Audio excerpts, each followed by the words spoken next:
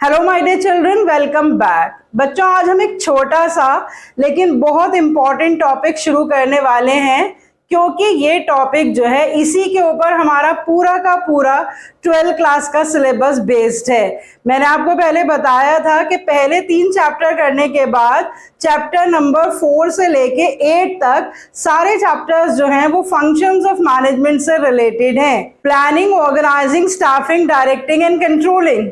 Yes, I'm talking about functions of management, which is the very important topic. Although हमें ये सारे functions बहुत ही detail में करने हैं क्योंकि इस पे सेपरेट चैप्टर्स हैं, लेकिन पहले ही चैप्टर में हमें इन सारे फंक्शंस की बेसिक अंडरस्टैंडिंग बहुत ही जरूरी है। पहले चैप्टर का एक टॉपिक है फंक्शंस ऑफ मैनेजमेंट, और आज के इस टॉपिक को जब हम एक्सप्लेन करेंगे तो थोड़ी देर के लिए मैं आपको सबको फ्यूचर मैनेजर्स बना दूंगी। इमेजिन करेंगे कि आप सब मैनेजर्स हैं और आप सब ये मैनेजमेंट के फंक्शंस परफॉर्म कर रहे हैं, और इसी को इमेजिन करते करते हम सीख लेंगे इन 5 फंक्शंस के बारे में, इनकी बेसिक अंडरस्टैंडिंग जो आगे हमें डिटेल एक्सप्लेनेशन में काम आने वाली है। So let's connect to commerce and let's learn about functions of management.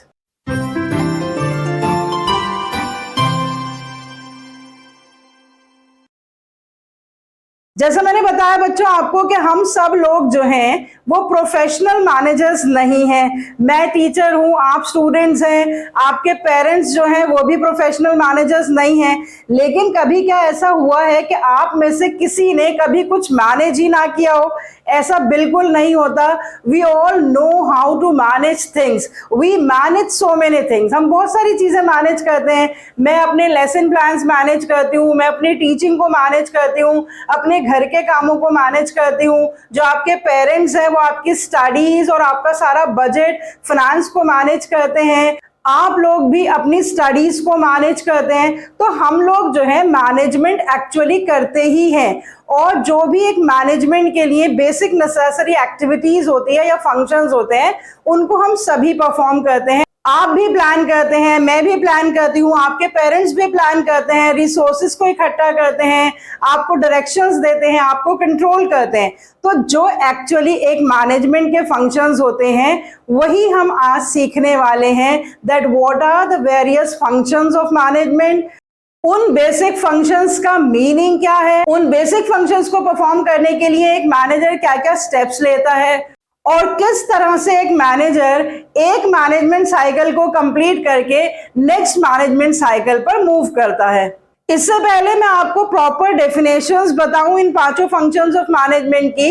I request you कि आप इमेजिन करिए कि आपकी टीचर ने एक टीम बना दी और ये कहा कि ये टीम जो है वो कॉमर्स के एनुअल इवेंट को मैनेज करेगी, और उस टीम में 7 बच्चे हैं, और उस पूरे के पूरे फंक्शन को मैनेज करने की पूरी रिस्पॉन्सिबिलिटी टीचर ने उन 7 बच्चों पर छोड़ दी।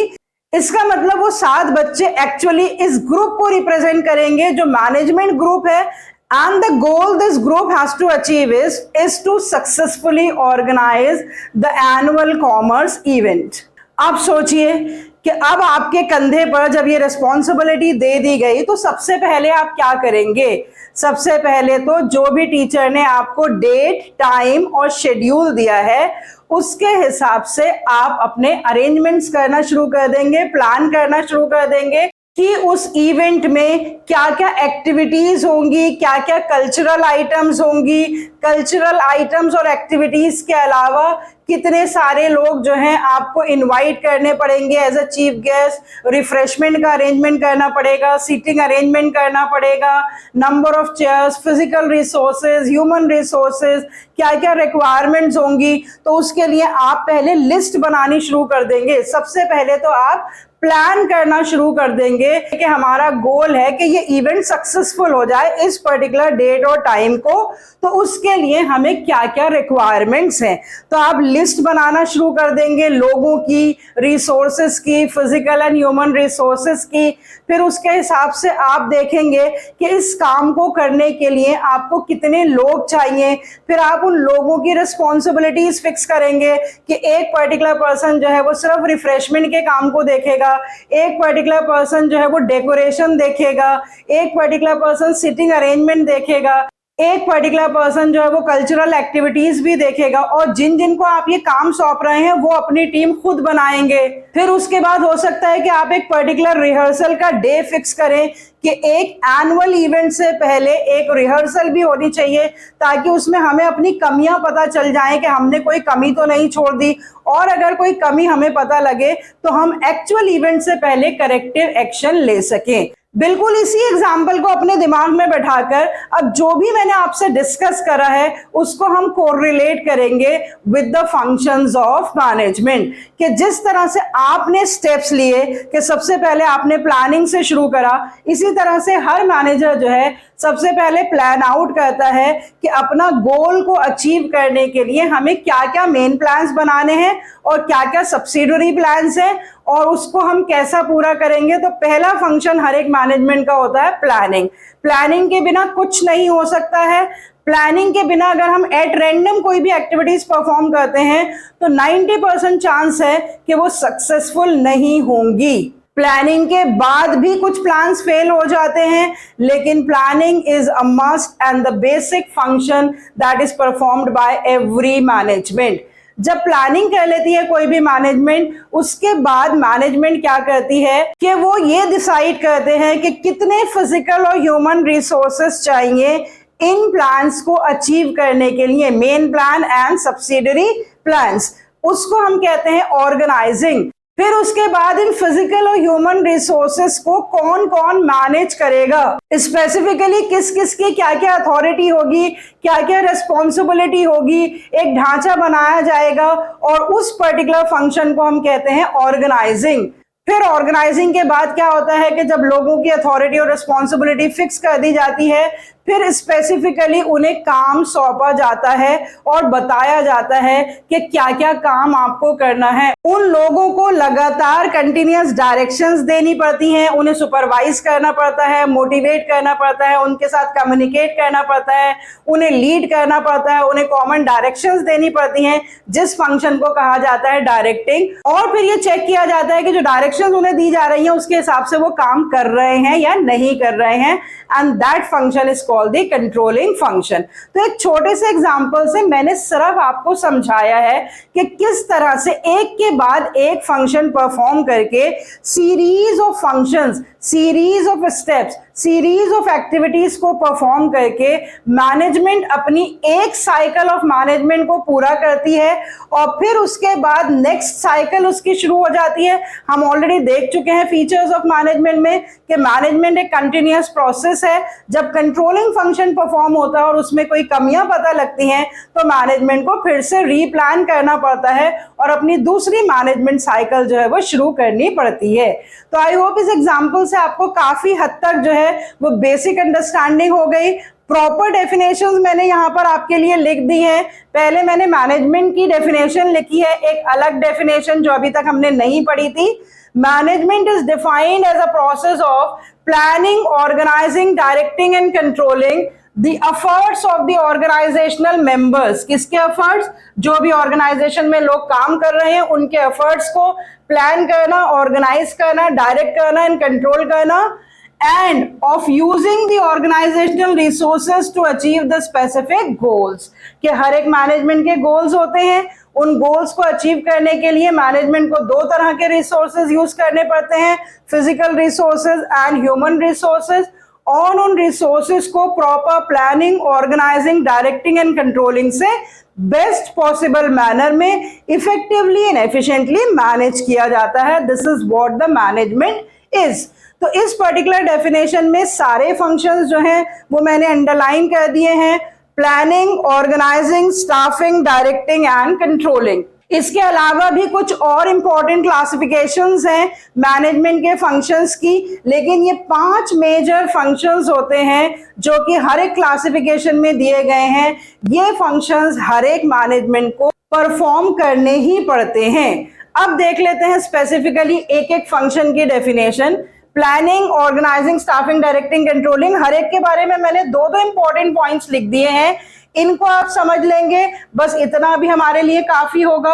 और उसके बाद जब हम सेपरेट चैप्टर्स करेंगे तब तो डेफिनेटली हम इन फंक्शंस को बहुत डिटेल में करने वाले हैं। प्लानिंग से रिलेटेड 2 इंपॉर्टेंट पॉइंट्स क्या है? The function of determining in advance. सबसे पहले तो ये वर्ड बहुत ही इंपॉर्टेंट है, डिटरमाइनिंग, क्योंकि ये डिटर्मिनेटिव फंक्शन है, ये इसका बेसिक फीचर है। Determining in advance what is to be done and who is to do it। Actually यहाँ तो मैंने दो ही वर्ड्स लिखे हैं, what and who, लेकिन हर चीज जो भी फ्यूचर के बारे में डिसाइड की जाती है, what is to be done, when it is to be done, how it is to be done, where it is to be done, who is to do it, हर एक पर्टिकुलर क्वेश्चन का advance में answer ढूंढा जाता है by the management. और जब management ऐसा करती है तो वो क्या कर रही है, प्लानिंग कर रही है। Planning is related to the function of setting goals and developing the way of achieving them. मतलब एक ऐसा फंक्शन जिसमें गोल सेटिंग की जाती है और ये भी तय किया जाता है कि उन गोल्स को किस तरह से अचीव किया जाएगा। So this is what the function of planning is. Planning के बहुत सारे स्टेप्स होते हैं, प्रोसेस ऑफ प्लानिंग भी हमें भी करना है, लेकिन वो हम डिटेल में करेंगे जब हम चैप्टर 4 प्लानिंग स्टार्ट करेंगे। अभी आप अपने पास ये 2 पॉइंट्स नोट कर लीजिए, इससे आपको प्लानिंग की डेफिनेशन और बेसिक नेचर प्लानिंग का समझ में आ जाएगा कि ये डिटर्मिनेटिव फंक्शन है। ये फंक्शन वो है जो हम आज परफॉर्म कर रहे हैं लेकिन फ्यूचर के लिए परफॉर्म कर रहे हैं। और इस फंक्शन में किया क्या जाता है कि सब कुछ एडवांस में तय किया जाता है कि क्या काम करना है, कैसे करना है, कौन करेगा, कितने टाइम में वो काम पूरा हो जाना चाहिए, क्या मेथड यूज किया जाएगा उसे करने के लिए। Everything is determined in advance. तो इसीलिए इस फंक्शन से गोल सेट किए जाते हैं और ये डिसाइड किया जाता है कि वो गोल्स कैसे अचीव होंगे। नेक्स्ट फंक्शन है उसके बाद second, that is organising. Once the specific plan has been established for the accomplishment of the goals, planning में हमने गोल्स बनाए और उसके बाद हम स्पेसिफिक प्लान्स चूज करते हैं कि इन गोल्स को कैसे अचीव किया जाएगा। उसके बाद ऑर्गेनाइजिंग फंक्शन एग्जामाइंस, या यहां पर भी हम वर्ड यूज कर सकते हैं determines, the activities and the resources required to implement them. मैंने अभी आपको बताया कि जो भी मेन गोल्स और प्लान्स हैं उन्हें अचीव करने के लिए 2 तरह के रिसोर्सेज चाहिए होते हैं, physical resources and human resources. तो अब प्लानिंग के बाद ये डिसाइड किया जाएगा, ये डिटरमाइन किया जाएगा कि कौन कौन सी एक्टिविटीज और कौन कौन से रिसोर्सेज चाहिए उनको अचीव करने के लिए। जैसे बिल्कुल अभी मैंने आपको बताया था कि आपको एनुअल इवेंट कंडक्ट करवाना है तो आपको कितने फिजिकल रिसोर्सेज चाहिए, पैसा चाहिए, मटेरियल चाहिए, कितने ह्यूमन रिसोर्सेज चाहिए उसको सक्सेसफुली कंडक्ट कराने के लिए, ये आप प्लानिंग के बाद डिसाइड करेंगे। तो सेकेंड फंक्शन मैनेजमेंट का क्या होता है, organising. Then it is the function of identifying and grouping the work to be done, defining and delegating the responsibility and authority and establishing the reporting relationship। ये एक ऐसा function है जो कि रिसोर्सेज रिक्वायरमेंट से रिलेटेड है। और एक और फीचर क्या बताया गया है कि इस फंक्शन में जो भी एक्टिविटीज परफॉर्म करनी है उनको आइडेंटिफाई करके उनके नेचर के हिसाब से उसको छोटे छोटे पार्ट्स में ग्रुप कर दिया जाता है, डिपार्टमेंट्स बना दिए जाते हैं ताकि सिमिलर नेचर की एक्टिविटीज को एक जैसे ग्रुप में डाल दिया जाए और फिर उसके ग्रुप हेड्स जो है वो फिक्स कर दिए जाए कि उस पर्टिकुलर एक्टिविटी को कौन करेगा। जैसे मैंने अभी आपको बताया था, रिफ्रेशमेंट अलग, एंटरटेनमेंट अलग, सिटिंग अरेंजमेंट अलग। बिल्कुल इसी तरह से जो प्रोडक्शन से रिलेटेड एक्टिविटीज हैं वो अलग कर दी जाती हैं। लेवल्स ऑफ मैनेजमेंट में हमने देखा था जोनल हेड्स बना दिए जाते हैं, प्रोडक्ट हेड्स बना दिए जाते हैं, फंक्शनल हेड्स बना दिए जाते हैं। तो जो भी डिफरेंट एक्टिविटीज हैं उन्हें छोटे छोटे से ग्रुप्स में सिमिलर नेचर की एक्टिविटीज को एक साथ ग्रुप करके डिपार्टमेंट्स बना दिए जाते हैं। फिर वो काम उनको डेलीगेट कर दिया जाता है विद रिस्पॉन्सिबिलिटी एंड अथॉरिटी उनकी डिफाइन कर दी जाती है और फिर उसके बाद ये बताया जाता है कि कौन किसको रिपोर्ट करेगा। तो प्लानिंग के बाद जो सेकंड डिटर्मिनेटिव फंक्शन है वो है ऑर्गेनाइजिंग। थर्ड फंक्शन जो ऑर्गेनाइजिंग के बाद परफॉर्म किया जाता है it is the staffing. Staffing जो है it is the human resource function. ये भी एक डिटर्मिनेटिव फंक्शन ही है जो ह्यूमन रिसोर्सेज से रिलेटेड है and it is the function of finding the right people for the right job. तो जो हमने डिफरेंट एक्टिविटीज और ग्रुप्स बनाए हैं उन एक्टिविटीज को उनकी क्वालिफिकेशन और एक्सपीरियंस के हिसाब से, उनकी कैपेबिलिटीज के हिसाब से कौन परफॉर्म करेगा। तो एक मैनेजमेंट में जितने भी डिपार्टमेंट्स होते हैं उन डिपार्टमेंटल हेड्स को जब अपॉइंट किया जाता है तो उनकी कैपेबिलिटीज देखी जाती हैं कि इस पर्टिकुलर खास काम को करने के लिए एक्सपीरियंस, क्वालिफाइड और एजुकेटेड पर्सन कौन होंगे। Filling the jobs with the right people, that is called the staffing function of management. It is concern with procurement, maintenance and development of manpower और human resources। तो ये दो sentences जो हैं वो staffing के बारे में बताते हैं कि जब organization में plan बना लिए, goal set कर दिए, उन goals को achieve करने के लिए तरीके decide कर लिए, फिर उसके बाद ये decide कर लिया कि कितने फिजिकल एंड ह्यूमन रिसोर्सेज हैं उनको अचीव करने के लिए, और फिर उसके बाद ये भी तय कर लिया कि कौन right type of a people होंगे जो इस right type of a job को परफॉर्म करेंगे in the staffing function of management. तो ये तीनों ही जो हैं वो डिटर्मिनेटिव फंक्शंस हैं। एक फंक्शन में गोल्स सेट किए जाते हैं, दूसरे फंक्शन में human and physical resource requirements तय की जाती हैं, और तीसरे फंक्शन में ये तय किया जाता है कि इन एक्टिविटीज को कौन परफॉर्म करेगा। नेक्स्ट, अब उसके बाद मैनेजमेंट क्या करेगी? It is going to give the directions to the people who are actually appointed to do the work। अगर हम लोगों को ऑर्गेनाइजेशन में अपॉइंट कर लें लेकिन उन्हें लीड और मोटिवेट और सुपरवाइज करने के लिए कोई भी ना हो तो कोई भी फंक्शन सही से परफॉर्म नहीं किया जा सकता। मान लीजिए आपका एग्जामिनेशन डे है, आपके पेपर्स प्रिंट हो गए, आपका डेट टाइम शेड्यूल आपको पता है कि इस दिन इतने बजे से इतने बजे तक आपका ये पेपर होना है, लेकिन उस दिन पेपर बांटकर एग्जामिनेशन हॉल में से इन्विजिलेटर चला जाए, कोई आपको सुपरवाइज ना करे, कोई कैमरा ना हो, तो क्या आपको लगता है कि वो एग्जाम स्मूथली कंडक्ट हो पाएगा? बिल्कुल भी नहीं हो पाएगा। इसीलिए मैनेज करने के लिए जब लोग अपॉइंट कर दिए जाते हैं, उनको उनकी ड्यूटीज बता दी जाती हैं, तो ये भी देखना होता है कि उन्हें वो ड्यूटीज कैसे परफॉर्म करनी है। तो चौथा फंक्शन जो होता है वो डायरेक्टिंग होता है in the list of management functions, लेकिन नेचर के हिसाब से ये फर्स्ट इनिशिएटिंग फंक्शन माना जाता है, क्योंकि अभी तक मैंने बताया कि ये तीनों फंक्शंस जो थे वो डिटर्मिनेटिव फंक्शंस थे। ये जो फंक्शन है डायरेक्टिंग, इसकी मदद से काम को शुरू किया जाता है, इसीलिए इसको हम कहते हैं initiating function. It is related to supervising, motivating, communicating and leading the subordinates at work। कि जब काम सौंप दिया जाता है तो डायरेक्टिंग के थ्रू, इसके 4 एलिमेंट्स हैं जो अभी हम डिटेल में बाद में पढ़ेंगे, supervision, motivation, communication and leadership. तो इन चारों एक्टिविटीज को परफॉर्म करके एक्चुअली डायरेक्टिंग फंक्शन इनिशिएट किया जाता है। जो भी सबऑर्डिनेट्स जिनको जो काम सौंपा गया है, ये देखा जाता है कि वो सही ढंग से कर रहे हैं या नहीं, दैट इज सुपरवाइजिंग। उनको काम अच्छा करने के लिए लगातार उनको कन्विंस किया जाता है, उनकी परफॉर्मेंस को अच्छा बनाने की कोशिश की जाती है, दैट इज मोटिवेटिंग। फिर उनको ऑर्डर्स और इंस्ट्रक्शंस लगातार इशू किए जाते हैं, that is communicating. And leading मतलब उनके बिहेवियर को ओवरऑल इन्फ्लुएंस करने की पॉजिटिवली कोशिश की जाती है। तो इस तरह से जो है वो डायरेक्टिंग फंक्शन परफॉर्म किया जाता है। एक और लाइन लिखी है मैंने, a function through which a manager directs through praise and criticism in such a way that it brings out the best in the employees। Directing का फंक्शन होता है कि जो भी बेस्ट पॉसिबल आउटपुट किसी भी एक एम्प्लॉय से एक मैनेजमेंट ले सकती है, उसको लेने के लिए उसे चाहे सुपरवाइज करना पड़े, मोटिवेट करना पड़े, लीड करना पड़े, कम्युनिकेट करना पड़े, हर मुमकिन कोशिश जो है वो मैनेजमेंट करती है with the help of the function of directing. तो जो भी एम्प्लॉयज को प्रेजेस दी जाती हैं, चाहे उन्हें क्रिटिसाइज किया जाए, किसी भी तरह से अल्टीमेट पर्पस डायरेक्टिंग का क्या होता है कि जो best out of the employees है पोटेंशियल, वो जो है वो पोर आउट कर सके management with the help of directing function of management.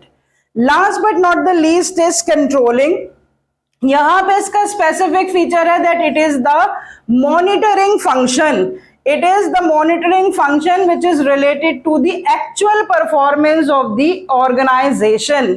It is related to establishing standards of performance, measuring actual performance, comparing the actual performance with the standards, finding out deviations and taking corrective action। तो जैसे किसी monitor का काम होता है ना कि उसको कोई टीचर कहती है कि तुम्हें ये देखते रहना है कि क्लास बिल्कुल ठीक से रहे, डिसिप्लिन में रहे, कोई बाहर ना जाए, तो बिल्कुल उसी तरह से कंट्रोलिंग फंक्शन होता है कि जब मैनेजर डायरेक्शंस इशू कर देता है तो ये भी देखना होता है कि वो डायरेक्शंस फॉलो भी हो रही हैं या नहीं हो रही हैं। जो भी परफॉर्मेंस के स्टैंडर्ड्स तय किए गए हैं, एक्चुअल परफॉर्मेंस को फिर मेजर किया जाता है और उन स्टैंडर्ड्स के साथ कंपेयर किया जाता है। अगर कोई कमी आती है तो उसको करेक्टिव एक्शंस लेके ठीक किया जाता है, और ठीक करने के लिए फिर से क्या करना पड़ता है, प्लानिंग करनी पड़ती है। इसीलिए कहा जाता है कि कंट्रोलिंग एक मॉनिटरिंग फंक्शन है। कंट्रोलिंग जो है वो मैनेजमेंट की एक साइकिल को कंप्लीट करता है और नेक्स्ट साइकिल में प्लानिंग को इंप्रूव करता है। This is the specific feature of controlling. तो बच्चों, इन पांचों फंक्शंस को मैं फिर से सम अप करना चाहती हूं कि इन पांचों फंक्शंस में से प्लानिंग, ऑर्गेनाइजिंग एंड स्टाफिंग, ये तीनों डिटर्मिनेटिव फंक्शंस हैं। डायरेक्टिंग जो है वो इनिशिएटिंग फंक्शन है और कंट्रोलिंग जो है वो मॉनिटरिंग फंक्शन है। और मैनेजमेंट का जो प्रोसेस है वो ऐसा नहीं है कि प्लानिंग से शुरू होकर कंट्रोलिंग पे खत्म हो जाता है, वो कंटिन्यूअस रहता है। ये सारे फंक्शंस एक मैनेजमेंट साइकिल के फंक्शंस हैं जिसमें कंट्रोलिंग फंक्शन करने के बाद फिर से रीप्लानिंग शुरू हो जाती है। तो ये सेंटेंस बहुत ही इंपॉर्टेंट है, that controlling is not the last function of management, it completes one management cycle and it improves planning in the next management cycle। तो बच्चों, आप एक बार फिर से स्क्रीनशॉट ले लीजिए। जो जो वर्ड्स मैंने सर्कल करे हैं, अंडरलाइन करे हैं, ये इन पर्टिकुलर फंक्शंस के बेसिक मीनिंग्स हैं, कीवर्ड्स हैं। इन दो दो सेंटेंसेस को याद करके आपको बेसिक मीनिंग बहुत अच्छे से समझ में आ जाएगा इन पांचों फंक्शंस का। और डिटेल में इनके स्टेप्स, इनके प्रोसेस हम जब करेंगे, जब सेपरेट चैप्टर्स इन फंक्शंस से रिलेटेड हम करेंगे। अब एक टॉपिक और रह गया है, कोऑर्डिनेशन। अभी मैं आपको बता दूं कि किसी किसी क्लासिफिकेशन में कोऑर्डिनेशन को भी एक सेपरेट फंक्शन ऑफ मैनेजमेंट माना गया है कि कोऑर्डिनेशन करने का काम और एक्टिविटी भी मैनेजर की ही होती है। जिस तरह से मैनेजर प्लान करता है, ऑर्गेनाइज करता है, लोगों को अपॉइंट करता है, डायरेक्शंस देता है, वो कंट्रोल करता है, उसी तरह से मैनेजर कोऑर्डिनेट भी करता है। लेकिन कोऑर्डिनेशन की जरूरत एक्चुअली हम देखेंगे कि हर एक फंक्शन ऑफ मैनेजमेंट में पड़ती है। तो कोऑर्डिनेशन का जो ट्रू मीनिंग है वो not as a function of management हमारे सामने आता है, बल्कि as an essence of management हमारे सामने आता है। तो कोऑर्डिनेशन को क्यों हम एक सेपरेट फंक्शन नहीं मानते बल्कि एसेंस ऑफ मैनेजमेंट मानते हैं, कोऑर्डिनेशन के फीचर्स क्या होते हैं, कोऑर्डिनेशन की इंपॉर्टेंस क्या होती है, ये सब हम नेक्स्ट लेक्चर में कवर अप करने वाले हैं और उसके बाद हमारा फर्स्ट चैप्टर पूरा कंप्लीट हो जाएगा। आई होप आपने अभी तक की सारी वीडियोस देख ली होंगी रिलेटेड टू चैप्टर 1, और अगर आपने नहीं देखी है तो प्लीज उन्हें देख लीजिए, और अगर मेरे चैनल को सब्सक्राइब नहीं करा है तो प्लीज सब्सक्राइब कर लीजिए ताकि आपके पास सारी नोटिफिकेशंस पहुंचती रहें और इजी एंड अंडरस्टैंडेबल मैनर में आपको सारे टॉपिक्स बहुत स्मूथली और अच्छे से समझ में आते रहें। अगर आपको अच्छे से समझ में आ रहे हैं तो दूसरे लोगों के साथ भी शेयर करिए और लाइक करिए। So see you next time with the discussion of the last topic, but again the most important topic of this chapter, that is coordination. See you next time. Till then, goodbye. Stay healthy and connected.